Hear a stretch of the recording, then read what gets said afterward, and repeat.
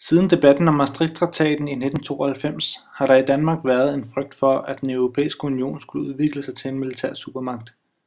Denne frygt eksisterer stadig i den danske befolkning.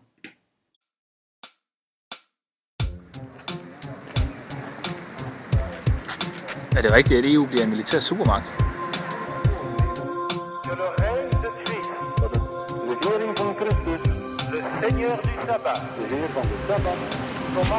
Nej, det er ikke rigtigt. Det vil stadigvæk være regeringen og det danske folketing, som suverænt bestemmer, om danske soldater skal sendes til krig, også i EU-regi. Og desuden er der stadigvæk vetoret i EU, selvom vi nedlægger den danske undtagelse på forsvarsområdet. Nous serons dans le monde nouveau.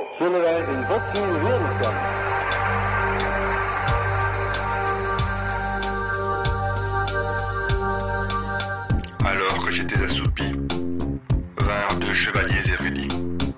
Ils me dirent, eh bien tu viendras le moment. Brandissant d'une brochure, réveille-toi, il est temps.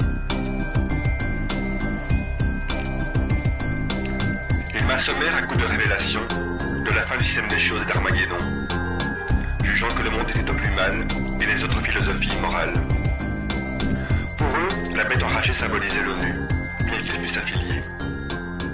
Je m'en rendais compte avec